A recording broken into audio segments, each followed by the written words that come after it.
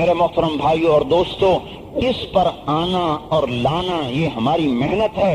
1,24,000 نبیوں نے جو محنت کی وہ یہ محنت نہیں تھی کہ مل کیسے لگانی ہے اور کپڑے کیسے سینے ہیں اور سڑکیں کیسے بنانی ہیں۔ انہوں نے یہ محنت کی تھی کہ جنت کی طرف کیسے جانا ہے اور اللہ کو کیسے راضی کرنا ہے۔ میرے محترم بھائیوں، اب نبی کوئی نہیں آئے گا، ساری دنیا کے انسانوں کے لیے ایک ہی نبی ہے قیامت تک کے لیے، محمد مصطفیٰ صلی اللہ تعالی علیہ وسلم کی نبوت ہے، اور آپ کی امت آپ کی ختم نبوت کی وجہ سے آپ کے پیغام کو ساری دنیا میں لے کر پھرنے کے لیے آئی ہے۔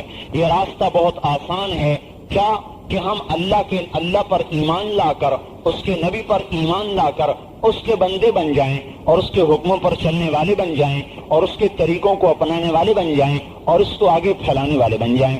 کلمہ پڑھ کر پورے دین پر چلنا اور پورے دین کا پھیلانا یہ جنت کی قیمت ہے، جہنم سے نجات کا راستہ، جنت تک پہنچانے کا راستہ۔ اللہ تعالیٰ نے نبیوں کو اسے کام لیا، ہمارا بھی یہ کام ہے، دین پہ چلنا، دین کو پھیلانا۔ ختم نبوت کی وجہ سے نبی آئے گا نہیں، لا نبی بعدی ولا امت بعدکم، میرے بعد نبی کوئی نہیں، تمہارے بعد امت کوئی نہیں۔ اب جب نبی کوئی نہیں اور امت کوئی نہیں تو دنیا میں مسلمان بھی بگڑے ہوئے اور کافر بھی بگڑے ہوئے، وہ بھی موت سے کو بھلائے بیٹھے اور کافر بھی موت کو تو ویسے ہی بھولے ہوئے، وہ موت کے بعد مانتے ہی کچھ نہیں، ہم مان کے نہ ماننے کی طرح چل رہے۔ اب اللہ تعالیٰ نے اس امت کے ایک ایک فرد پر، ایک ایک عورت پر یہ ذمہ داری لگا دی کہ میرے پیغام کو لے کے پھرو، ساری دنیا میں اللہ کا تعارف کرانا، اللہ کی عظمت کا بتانا، رسالت کی عظمت کا بتانا، یہ ہمارا کام ہے۔ تبلیغ وہ محنت ہے کہ جس میں اللہ کی عظمت کی طرف دلوں کا پھیرنا، رسالت کی عظمت کی طرف دلوں کا پھیرنا، آخرت کی عظمت کی طرف دلوں کا پھیرنا اور جان مال کو بے قیمت کر کے اس کے لیے مارے مارے پھرنا، یہ اللہ تعالیٰ نے ہماری محنت بنائی ہے۔ جب نبی کوئی نہیں آئے گا اور ہم آخری امت ہیں، ہمارے نبی آخری نبی ہیں، تو اللہ تبارک و تعالیٰ نے اس امت کو کنتم خیر امت اخرجت للناس کا خطاب دے کر کہا تم بڑے اچھے لوگ، تو تم بڑی اچھی امت ہو۔ تو کیوں بھائی اچھے کیوں ہیں؟ تأمرون بالمعروف وتنہون عن المنکر وتؤمنون باللہ، تم بھلائیاں پھیلاتے ہو، برائیاں مٹاتے ہو، مجھ پہ ایمان لاتے ہو، اس لیے تم بڑے اچھے ہو۔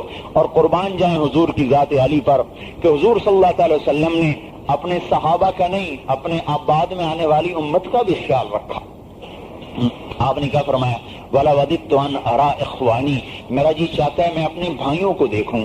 صحابہ نے کہا اولسنا اخوانک یا رسول اللہ، ہم بھی تو آپ کے بھائی ہیں یا رسول اللہ۔ آپ کہا نہیں، ہم تم اصحابی، تم تو میرے صحابہ ہو۔ اخوانی الذین آمنوا بی ولم یرونی، میرے بھائی وہ ہیں جو مجھے دیکھیں گے نہیں، بن دیکھے مجھ پر ایمان لائیں گے، وہ میرے بھائی ہیں۔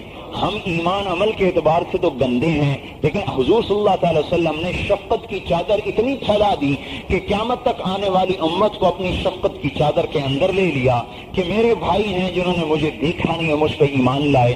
ایک صحابی کہنے لگے طوبی یا رسول اللہ لمن آمن بک ورعاک، یا رسول اللہ مبارک ہو اس شخص کو جس نے آپ کو دیکھا اور آپ پہ ایمان لایا۔ آپ نے فرمایا طوبی ثم طوبی ثم طوبى 7 مرات، یعنی ثم طوبى ثم طوبى ثم طوبى ثم طوبى لمن آمن بی ولم یرنی، ایک دفعہ مبارک ہو، 2 دفعہ مبارک ہو، 3 دفعہ مبارک ہو، 4 دفعہ مبارک ہو، 5 دفعہ مبارک ہو، 6 دفعہ مبارک ہو، 7 دفعہ مبارک ہو میرے اس امتی کو جو بن دیکھے مجھ پہ ایمان لائے۔ دیکھنے والے کو 1 دفعہ مبارک ہو اور نہ دیکھنے والے کو 7 دفعہ مبارک ہو۔ للمتمسک فیہا اجر 50 منکم، اور آپ نے ابو ثعلبہ خشنی سے فرمایا اے ابو ثعلبہ، اس آخری دور میں جو میرے دین کو پکڑے گا اسے 50 صحابہ کا اجر ملے گا۔